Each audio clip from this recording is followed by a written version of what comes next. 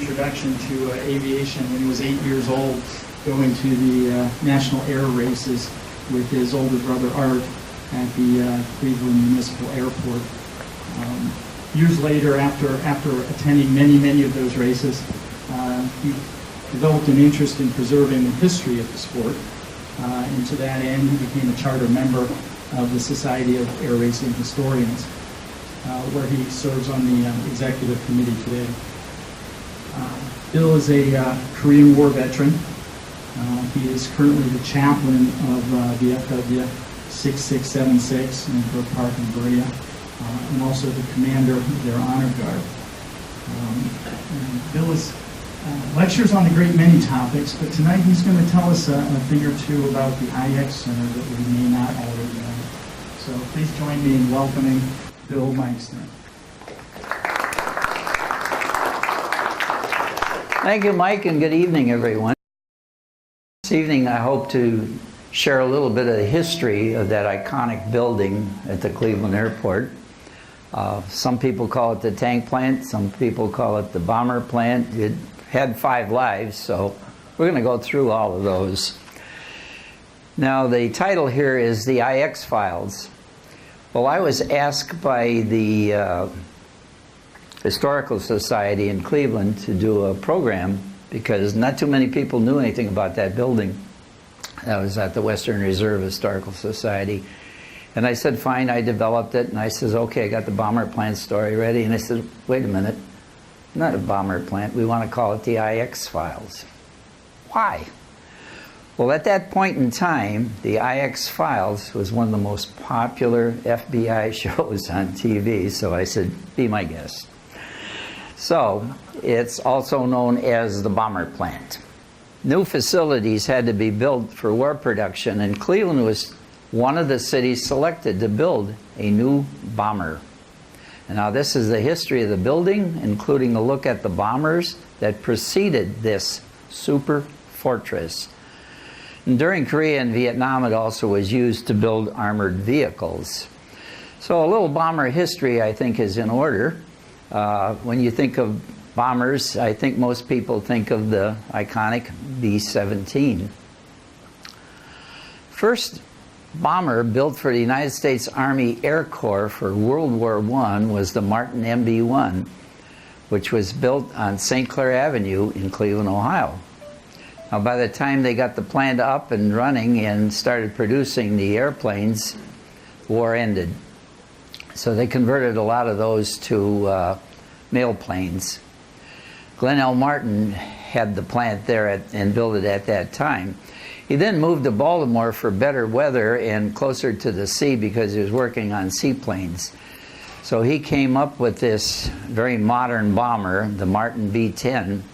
It was an all-metal airplane, and it had retractable landing gear, and all the crew was inside the aircraft, nobody hanging outside. And that was in 1933.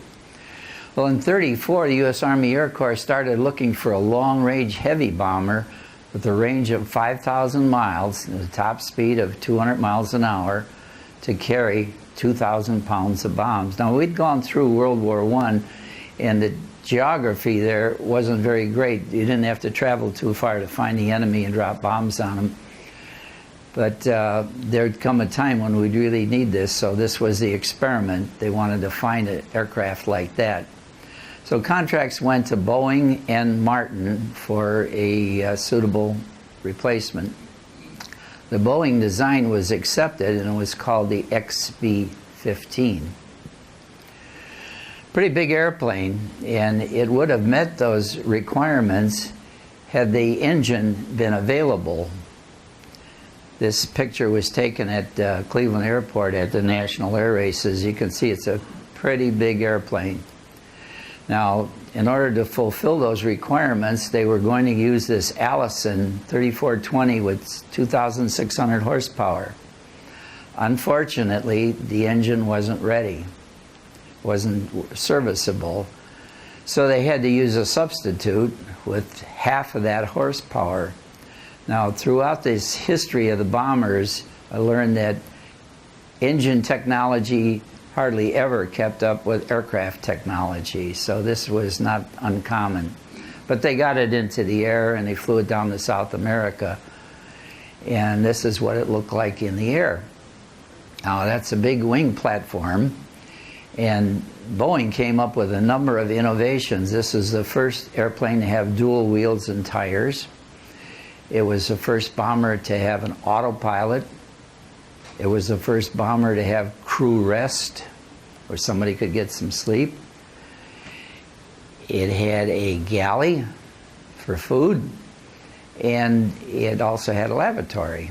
So it was called the Sky Battleship. And that wing was large enough for a mechanic to crawl through and actually do some minor service on the engines while in flight and the engine running. Kind of like a doctor doing heart surgery while your heart's beating. In order to test the wing, they apparently didn't have enough sandbags, so they came up, the Air Corps usually does come up with a workable go-around, and this is what they used. Now that wing platform and some better engines, Boeing turned into this Model 314 Boeing Clipper, which got people now across the Atlantic and even into the Pacific. Very luxurious flights in that airplane. Now we still needed a bomber, so Boeing came up with the B-17 Flying Fortress, and the Flying Fortress name came from a reporter who saw it, and he said, "Oh my gosh, that is a flying fortress," and the name stuck. This was a very early version, but for competition, Douglas came up with the B-18, which was literally a DC-2 or a DC-3 passenger ship with a bomb bay, and that was about it. So they had this fly-off competition, and which one would you guess would win that competition? Well, I'm sure you wouldn't guess this one. However, this is the one that won. Why? Because they had a problem. They took off with the B-17 to do the test. Someone forgot to remove the gust locks on the elevators. Those are braces to hold the elevators from flipping around in the wind. So the airplane couldn't climb. It stalled, crashed, and killed the pilot. Well, the Army realized we needed something like that, so they still ordered 30 of them anyway. Now the next version would be even bigger yet, and Douglas got the contract. Now you get into politics and in Congress and things like that, and they designed this XB-19. And they started this planning in about 36 or 37, and it was early in 41 when the thing actually flew. Because again, they weren't able to keep up with the engine technology to make something like this work. However, it did get into the air and it did fly. So the iconic picture of Pearl Harbor with the destroyer blowing up, we're in World War II. Now, we had been producing a lot of B-17s. However, most of them went to England, France, Australia, New Zealand, and all those other countries because we were such isolationists, we were not going to get into a war. Right? Wrong. Well, so now we needed plants to build more aircraft. And this was the choice. Now, Boeing just had 2 plants. They started another one, and they offered to Consolidated Aircraft to build this B-17 on their license. But Consolidated said, we got a better idea. We want to build our own airplane, and that turned out to be the B-24. The British called it the Liberator. Yes, it would go higher, it would go faster, and it would carry more bombs than the B-17, but it wouldn't return to base as many times as the B-17. You could just shoot the daylights out of those things and come back on 2 engines. And they had a lot of problems with this, a lot of fuel line problems. In fact, there were instances where these actually blew up on a bomb run because there was so many gasoline fumes inside and the sparks set them off. Now what we needed, and Hap Arnold said we have to have, is this Boeing's brilliant, sleek, sophisticated super bomber with 4 cranky engines. This was such a quantum leap, they were still designing it while they were flying it. The airplane was pressurized, so they didn't have to use oxygen, and it was divided into sections, and it could go higher and it could go very fast. And Hap Arnold says, we're never going to beat the Japs until we get this airplane. So a lot of work had to be done. The biggest problem was the engines. The engines would overheat and catch on fire. Actually, the first one, or the second one, the YB-2, crashed into a factory because the engines were on fire and they couldn't get back to base. So the engine companies didn't have literally the time. They were developing new engines all the time. You know, we want them bigger, we want them better, we want them faster, and there's always the next one to work on. So the Wright Cyclone people asked for help on this engine, the twin row 3350, which is actually 2 engines, one behind the other. If you can see the space between some of the cylinders, you'll see another cylinder, so that's another row. Well, we didn't have a high altitude wind tunnel to test this, so it was decided in 1940 for NACA to build that here in Cleveland, because we had this big airport and we had a lot of support in experience in engineering. So they started with the hangar, and then they actually built this tunnel. Now, those engines had to be tested at altitude, so if that airplane was going to go to 20 or 30,000 feet, they had to test it under those atmospheric conditions, which meant they had to run the air pretty fast, and they also had to cool the air, because for every 1,000 feet you go up, you lose 3.6, I don't know, I've gotten in an argument about that, degrees of temperature, so it gets very cold up there. And how do you cool something that big? Well, they found a gentleman by the name of Carrier, and this is what he designed. Now, you're probably familiar with seeing the tops of a skyscraper with the air conditioners on top of it. Well, this is what it took at that point in time to cool that air to that temperature in that wind tunnel. So they were looking for places to build airplanes, and Cleveland was chosen. Well, we had the world's largest airport to begin with, but we had a lot of automotive people here and a lot of automotive people in Detroit that could aid in building this. So they decided to build the building here. And they started this building, I think it was the 4th of May in 1942. And on Thanksgiving Day, they finished pouring the concrete. The building was up. It wasn't furnished, and that engineering building on the left there had not yet been built. And this is what it took to actually build an airplane, and from the engineering standpoint, this was all offices. And they brought a lot of people here from Detroit, the automotive industry, to help accomplish this. Now, steel was in very short supply, and the Corps of Engineers came in to help the Honkin Conkney Construction Company, and they used a lot of reinforced concrete. So you see we have multiple levels in that building. I can't tell you exactly how many levels because there's various estimates. So they're going to need a hangar to test these airplanes. Once you get them built, they have to go up in the air and be tested, make sure there's nothing wrong with them. So they were going to build 2 hangars. And those trusses would have been made of steel, but here again, trying to save steel, the engineers came up with some kind of wood reinforcements, and they were the largest trusses ever built at that time. They're 200 feet in width. Now, getting out there to work was a problem because we had gas rationing, and the building was out at the edge of the city, And we had the main highway going out there. You may know it as Brook Park Road. And Brook Park Road was renamed by the people that worked at the factory as Square Wheel Road. Because if you fell into one of those holes with your automobile, you may never come out. And the other problem was gasoline rationing. You know, if you were an average worker, you got an A stamp and you got 3 gallons a week, and somebody else, you got 6 gallons a week. And doctors and morticians, things like that, they got virtually unlimited amounts that they needed.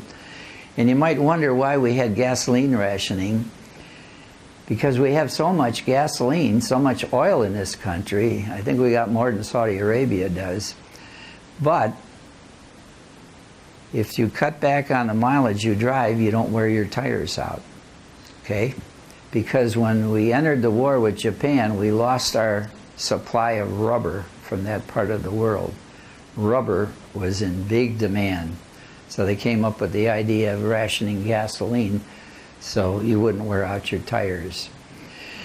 Now, General Motors Fisher Body Division got the contract, and this is what it takes to build a B-29 Super Fortress. And what you see on the cradle there is the main spar. This is the portion just about everything else is hung on to. And they had a great deal of difficulty, at least, building the first one. But they also had another idea. They said, we really need a fighter, because the P-38 was just coming into operation. The P-47 wasn't serviceable yet. The P-40 was outdated, so we got this great idea. We could build a fighter, and we can do it quickly, because we've got this great engine, this 3420. What we're going to do is take existing wings from a P-40, the tail of a Dauntless, the landing gear from a Corsair, and we're going to have an airplane put together and nothing flat, and it's going to be fabulous. Well, they said, okay, we'll go to work on it. So, in the meantime, we've got these people working, starting to build the component parts, and you see a lot of women working there. The guys were being taken into service, and they're going to war, so the number of available men was shrinking, so they put women to work. And the men and women worked together and got along just fine, and it really helped the situation. And they would have contests. You see the sign on there. This was the #1 stand to build the dorsal fin. And they had like prizes for these ladies that, you know, I built one in 30 hours and you took 40 hours. Well, okay. Now, here's one of those vertical fins sitting there. And I show you this because when I first did this lecture, a gentleman came by and said, Bill, I worked there. And I said, oh, what'd you do? And he said, I was a safety inspector. Oh, okay. So what's the story? He said, well, I was walking by one of these and I heard a kind of a muffled noise. I couldn't figure out where it was coming from. So I walked away and it got dimmer, and I came back, it got stronger. So I got underneath and looked up, and here's the ladder. There's a tiny pair of small feet up on top of the ladder. One of these small women was up there bucking rivets, and she got stuck. And he had to go up the ladder and take her each 1 foot at a time and get her down, because her partner probably just took off and forgot she was up there. And this is where we got Rosie the Riveter. You can probably remember seeing that gal. Here again we have a newspaper man that created this name, Rosie the Riveter. Now this is the one that was really popular, but Norman Rockwell, that did the covers on the Saturday Evening Post, had a different idea of Rosie, as you can see. Now if you want to see the real Rosie, Geraldine Doyle, she was a schoolgirl in New Jersey, and this newspaper reporter heard about this company turning into a defense plant, they were called at that time, and he saw this girl working there, and he interviewed her, and he dubbed her Rosie the Riveter. They also did things to encourage the women. You know, we in the armed services, especially if you were in the Army, you wore a patch on your left shoulder to designate the outfit, the division, the regiment, or whatever you were in. So they made these up for the girls to put on their uniforms, which, you know, made them happy. Here's one of the elevator jigs. Give you an idea how they put some of these things together. And this is the finished product with the gentleman there on the right lower corner, give you an idea of the size. And you might take note of the ceiling there with those fluorescent lights. Those fluorescent lights had to be replaced on a constant basis. They had a gurney like they went around, took them out, washed them, replaced them if necessary. And it was an ongoing process that never stopped. Outer wing panels were being built, and here are the jigs to build those. These are the jigs for the flaps. Now the flaps are the speed brakes, if you will, or help you get into the air and help you slow down for landing. And you might notice also the floor. That's a wooden floor. I don't know how many million wooden blocks there are in that, was in that floor, but it was wood over concrete, because walking on concrete all day long is pretty tough on anyone's legs. Now, because the airplane wasn't completed here, we had to ship these parts that were built here, and now we needed special railroad cars back into the building and load them, and the cars had to be protected by soldiers. Nacelles, these are the parts that support the engines. They were built here. There's 4 of them going into a railroad car. Now, this airplane that General Motors decided was going to be this fabulous interceptor was dubbed the XP-75.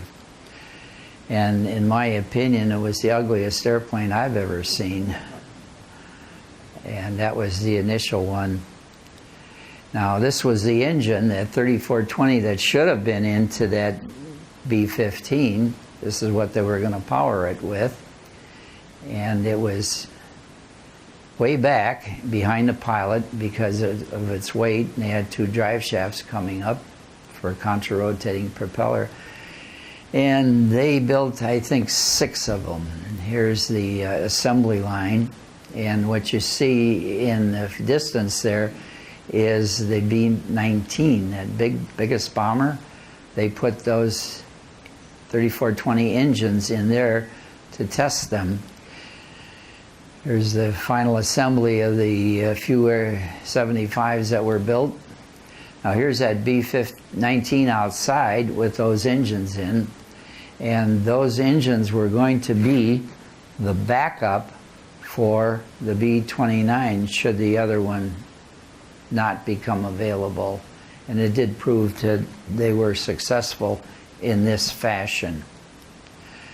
And here's the end of the life of the B-19 when it was sent out to Kingman, Arizona in the desert to be stored until the Air Force built their new museum, and it was supposed to go in the new museum until some new colonel took over and decided to get rid of that junk, and they cut it up.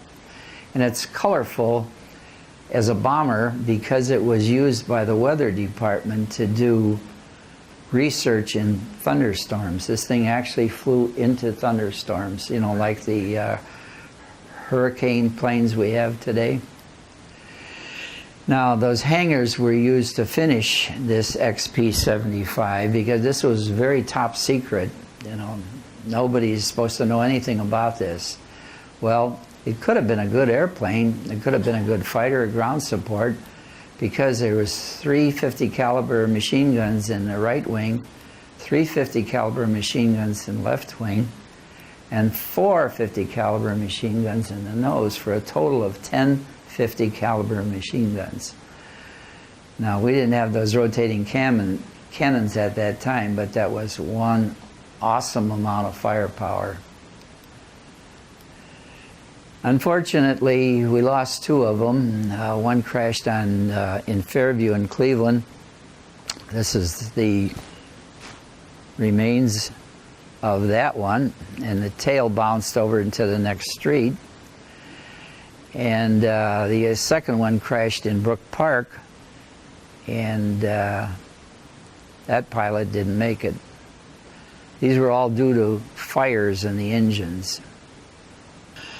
So we lost several of these experimental aircraft and lost at least one pilot. By the time NACA got through adjusting, restoring the tail, rebuilding certain things, it turned out to be a fairly good airplane. But the government canceled the 2500 on order because the P-51 was now doing the job in Europe. Now the program was coming right along with the B-29, and Hap Arnold, as you see there, said he needed 70 of these airplanes to start a training program. So when the 70th airplane came down the line, they invited him to the plant, and he signed his name, he autographed, and it became the Hap Arnold Special.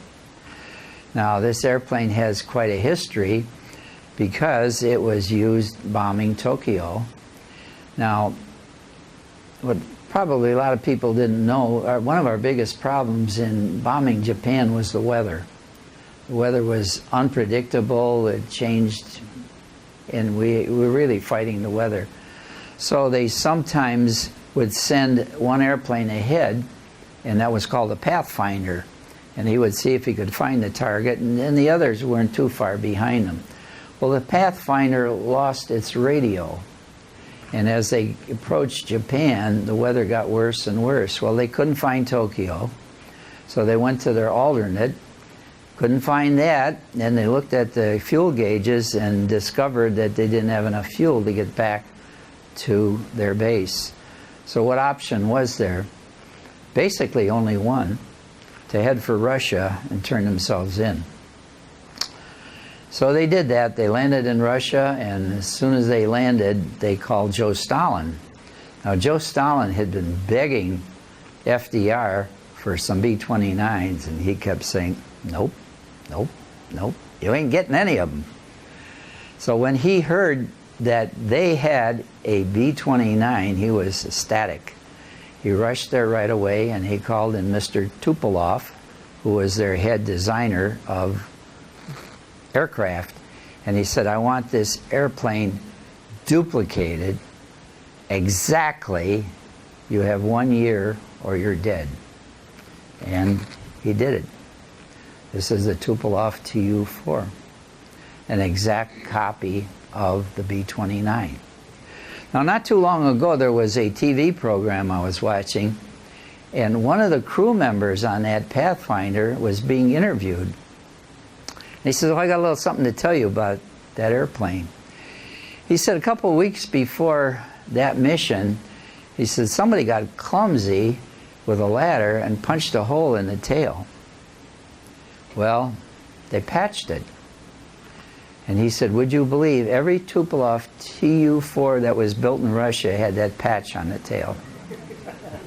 The guy really valued his life. So the war's over now, and all government equipment is being packed up and sent somewhere, I'm not sure where. And in 1946, they had the first National Aircraft Show in the building. Now, it may be hard for you to see, but in about halfway up and 3/4 of the way towards the left, there's a B-29. It's lost in this building. And national air races were run there. The home pylon was alongside of that pair of hangars there. And that was a big event when you had 100,000 people viewing the races at the airport, and maybe another 100,000 in the periphery. Now, the War Assets Administration, we had produced so many massive amounts of weaponry during World War II, and hundreds of thousands of tons of surplus military equipment, some of it sold here to the highest bidder for resale or scrap value. Now this became the 863rd Army Air Force Depot. It was the national center for the sale of surplus aircraft and component parts. It was also used to store soybeans. We grew a lot of soybeans in the area, and one year they had a bumper crop and their warehouses were full, so they rented this building. So what you see is, I don't know how many tons of soybeans. They even let the Boy Scouts have a convention in that building one year.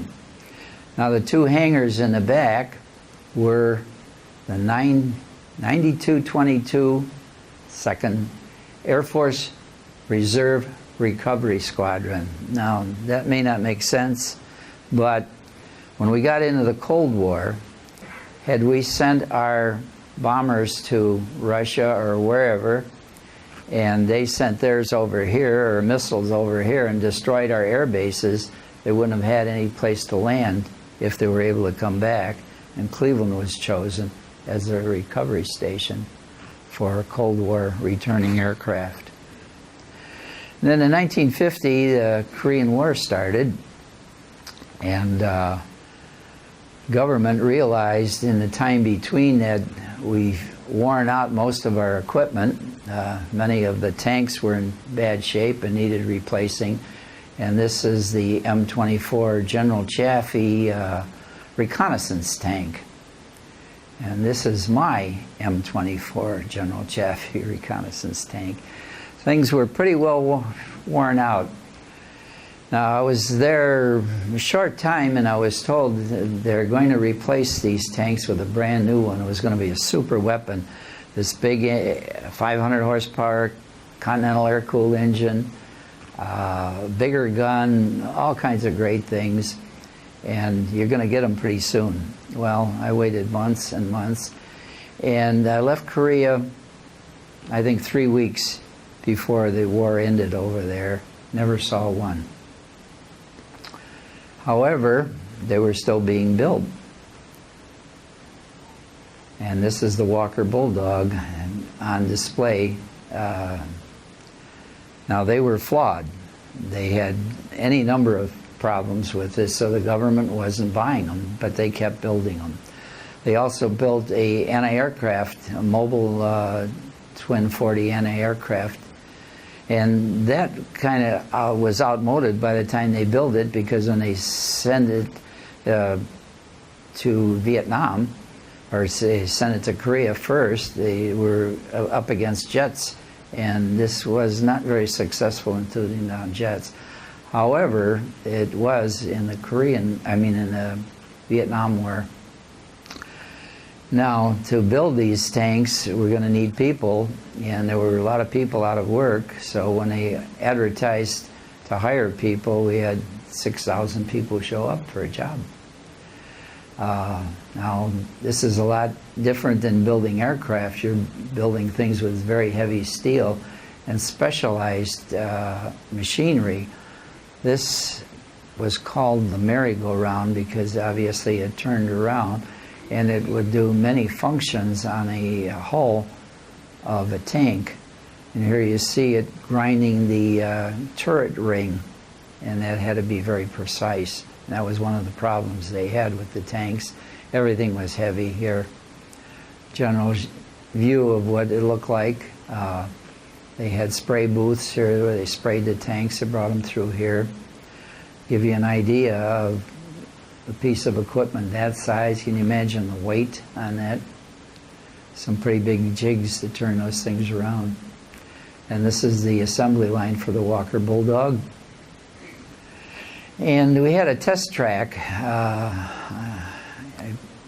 My laser doesn't work well enough, but right in the center, 3/4 of the way up, you see a road going out from the back of the plant, and there's an oval back there. That's where they tested them. And a friend of mine, who was air traffic controller, said, "I got a story for you, Bill." He said, "I was on duty in the control tower, and it was a snowy, nasty evening, which turned about dark at the time. and he said they got a call from an aircraft. This was Northwest 387 inbound from Philadelphia. And he said they saw him come over the fence and set down on the runway, and then he lost him because of the snow. Couldn't see him. So they waited a while, and he said, Northwest 387, what's your position? No answer. So he said it again, Northwest. And he says, then he heard this very disturbed captain say, I don't know where the hell I am, but there's tanks surrounding me. He slid off the runway, went through the fence, up to the test track, and of course every guy driving wanted to see the airplane, so they're all sitting there pointing their cannons at him. He was not having a good day. We also had a test area out in test track out in this area. It was just a lot of a rough area with some water and a lot of trees and things, and they would bring the tanks out here and run them. Now, this is what I saw when I came back. There's just shy of 500 vehicles sitting there. The government wouldn't buy. Well, they finally figured out the problems with the gun, the sight, and the turret. Made some adjustments here and then shipped them out to other facilities. And that's when I went out there to find out why I didn't get one of these. And talked to the people out there and told them what I did, and they said, you know, we could use you. You want a job? And I said, yeah, I'll take one. So I worked in those hangars there, working on those tanks until we would get them approved by a Cadillac driver and then by an ordnance driver, and then they'd be put on a railroad car and shipped out for modification. And there was, I think, 3,700 of them built between 1952 and 1954. It was a great vehicle. I loved to drive them. They were very fast, and they had what they call a cross-axle drive. You could run one track forward and the other track in reverse, and you could literally spin them. And there's still some rubber out there on the tarmac that I saw not too long ago. And this was the other vehicle, the Duster. And we had the Vietnam War started, and we started again to build vehicles. The first thing they asked for was a howitzer, and they came up with this in a big hurry, which was just a gun on a track, and there was no protection whatsoever for the crew, which obviously they weren't too happy with. And it had a 90mm gun on it. And for a while there, nothing was going on. It was empty.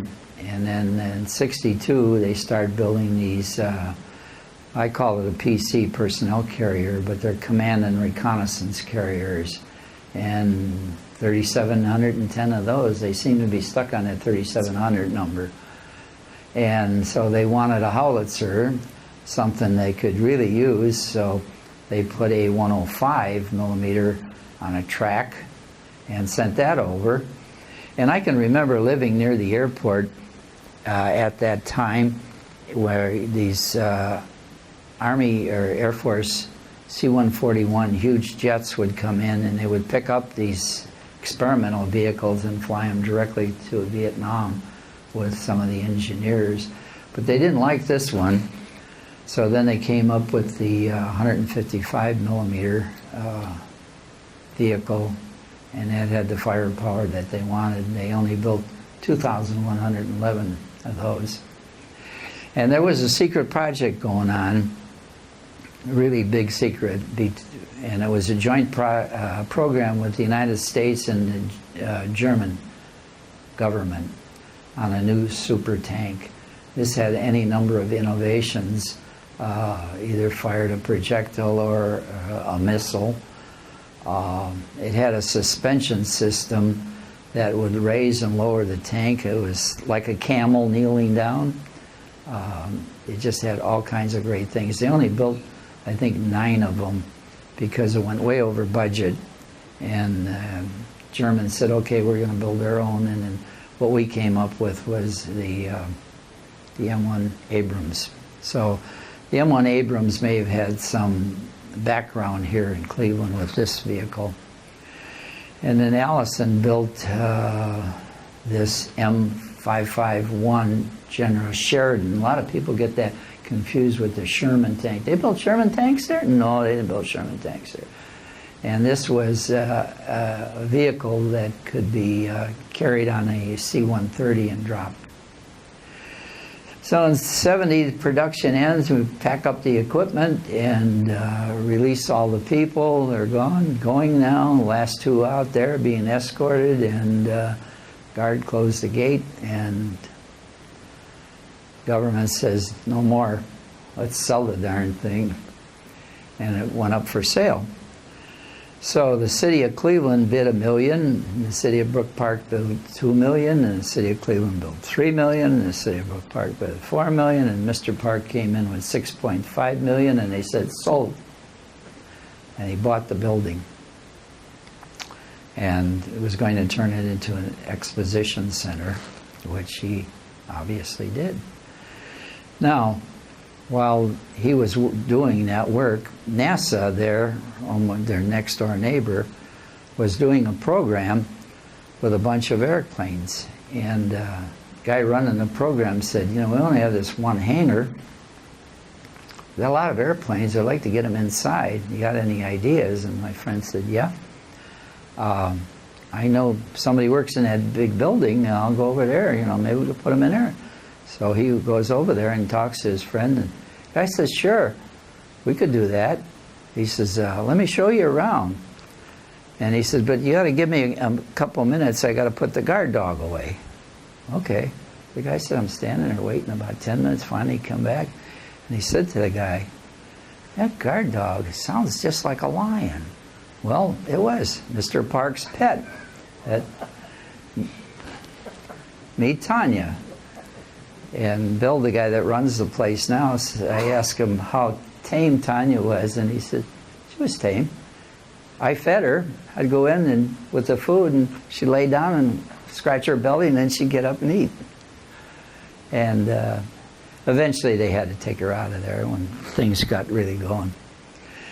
So this is what the building looks like today, and that transition from factory to an exposition center is, it would, I don't know how many words it would take to explain that, but it was just a great thing they do. Those two hangars are being used as FBOs.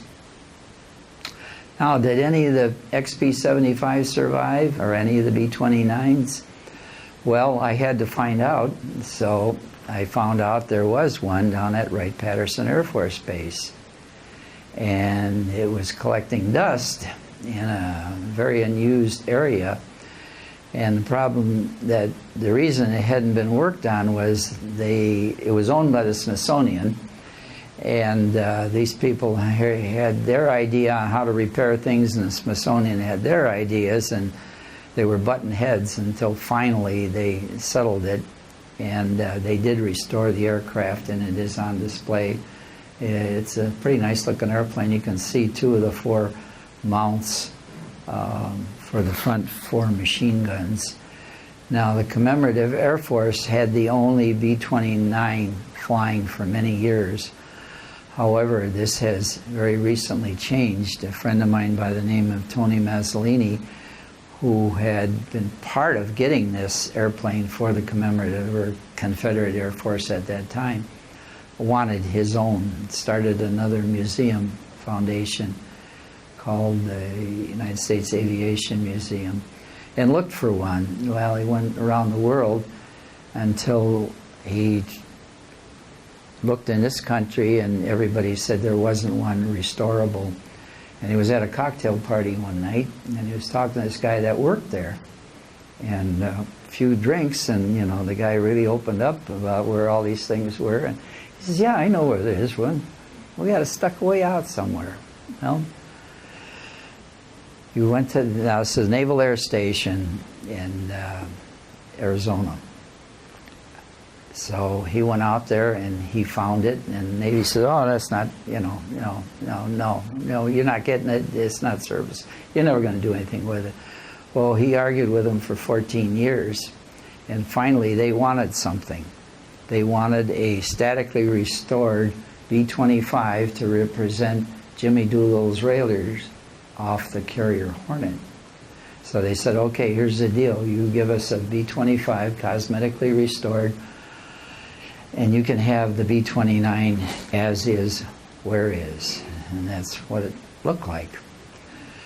Well, we got the 25 out of Caracas, and he brought it up here and put it together and almost got it finished, and then we had like a very low lease price on the building we were working on.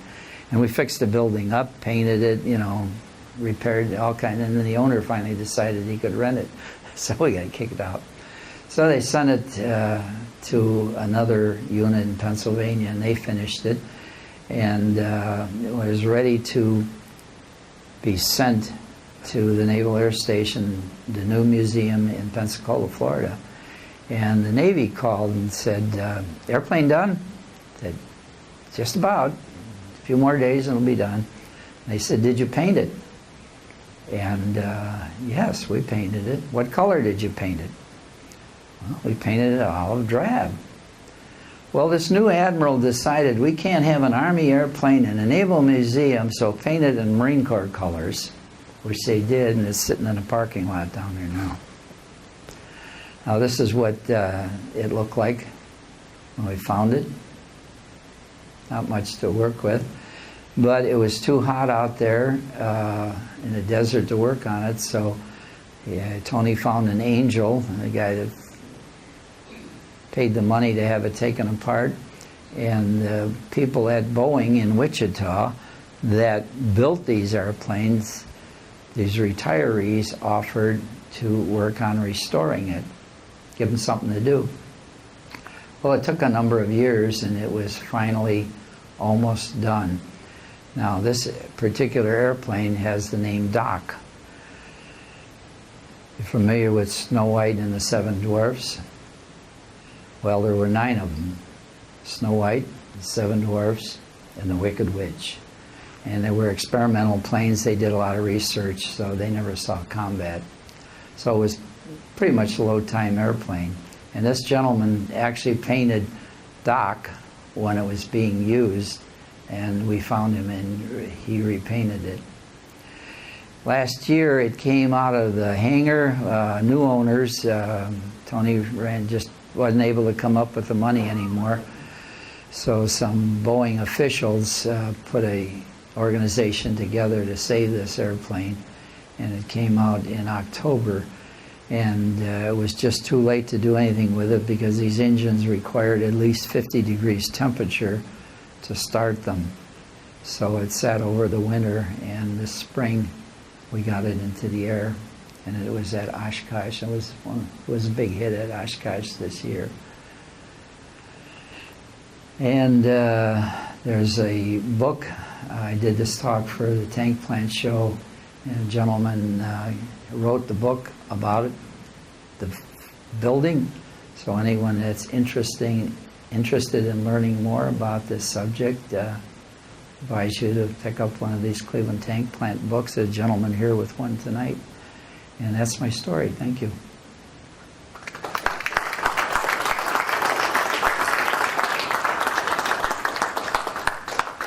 Well, actually, the only reciprocating engine that the lab tested was the one for the B-29, the one and only reciprocating engine. From there, they went right into jets because Bell had already sent over one of their experimental jet aircraft. So, yes, that's actually correct.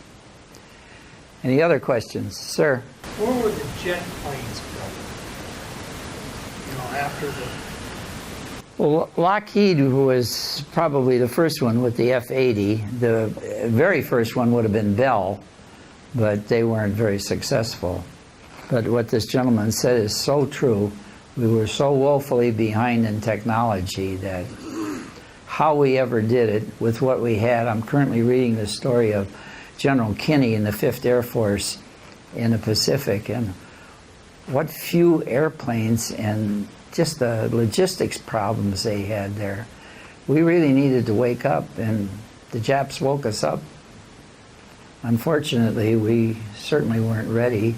And yes, Lindbergh played a very good role.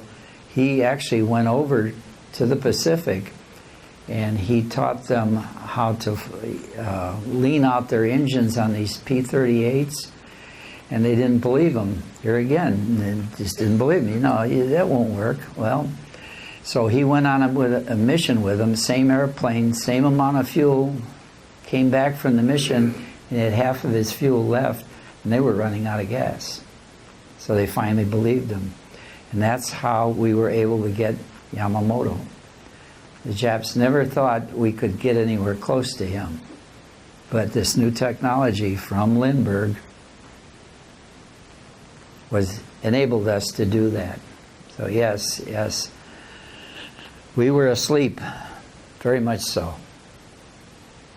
Anyone else? Sir?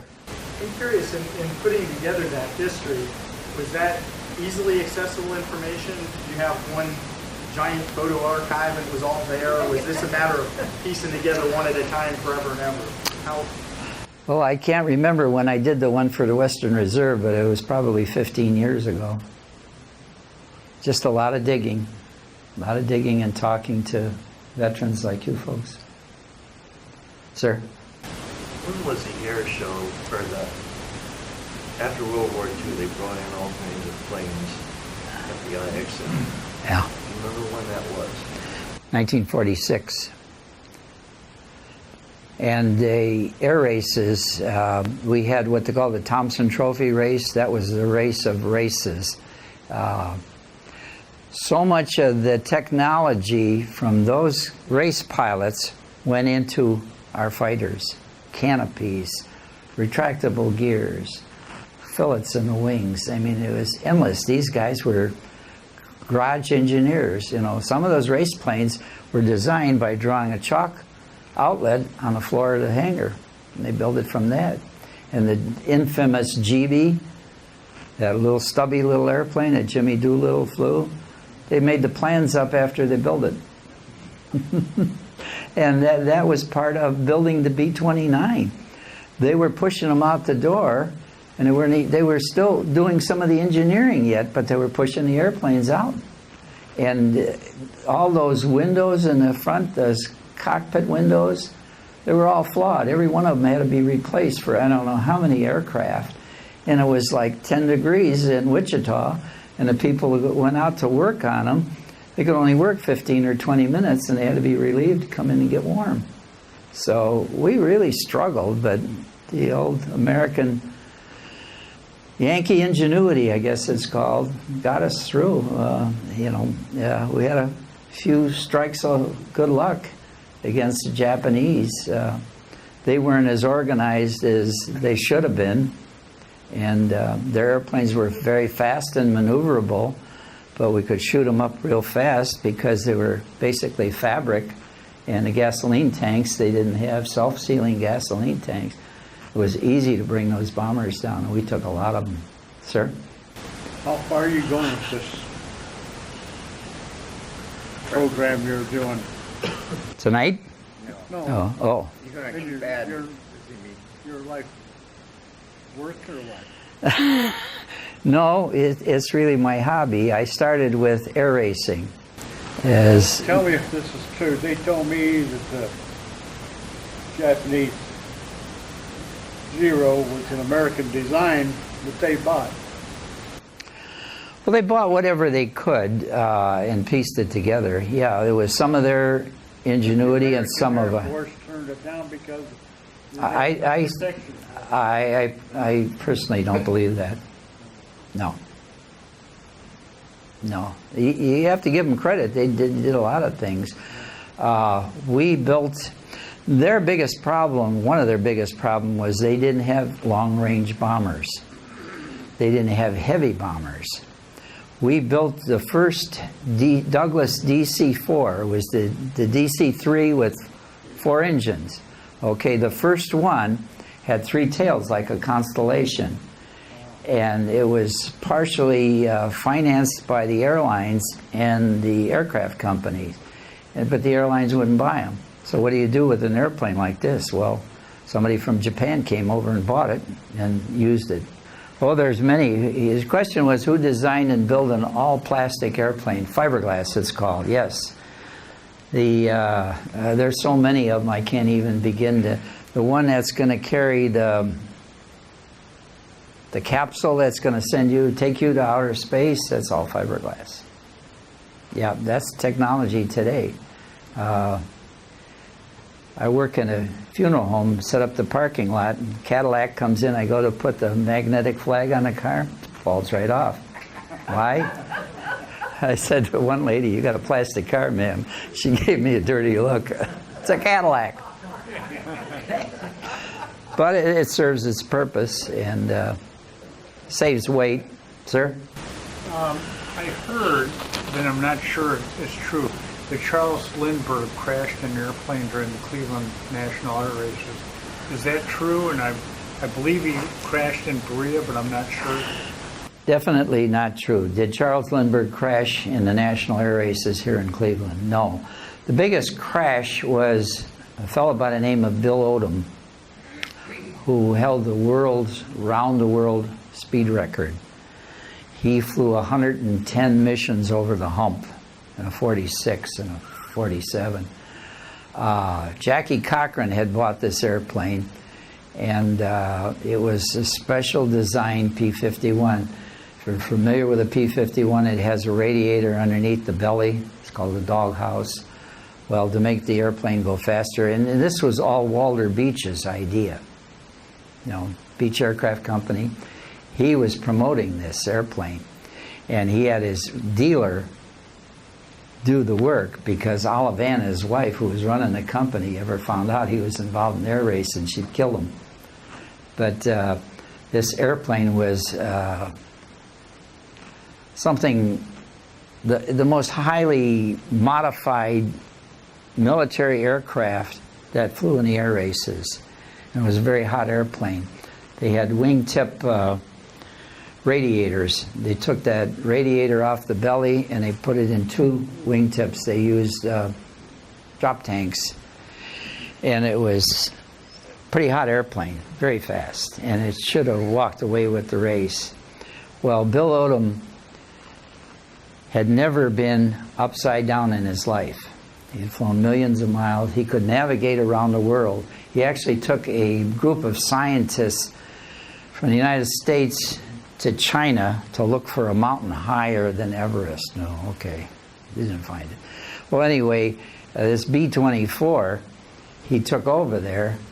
These fuel lines sprung a leak, and these scientists were sitting in a cabin, and they were being rained on by gasoline. Well, he got there, unloaded them, cleaned it out, turned it around, and flew back to the United States to have it repaired without any radios. He used his sextant. That's what a great navigator he was. But anyway, he got into this race, and he had a lot of pressure, and he admitted that he had never been upside down in his life.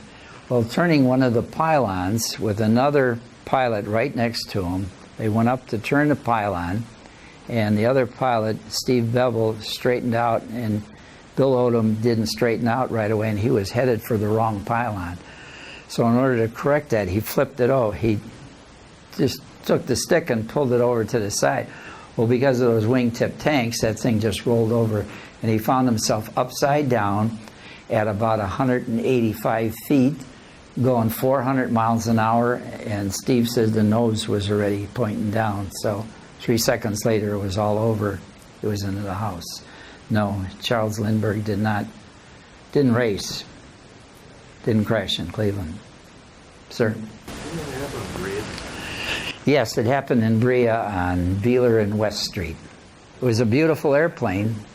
It was a very beautiful airplane. It had a very nice paint job on it, because I was out at the airport when it came in, and Jackie had a Pinkerton guard to guard the thing. You know, Sam Brownie belt and the blue uniform and the 38, you know. So they're pushing it in, and of course I went right in with the airplane. The guard says, "Kid, get the hell out of here." Okay. But I could have shaved in my reflection. that I needed a shave. They want me to shut up. Thank you.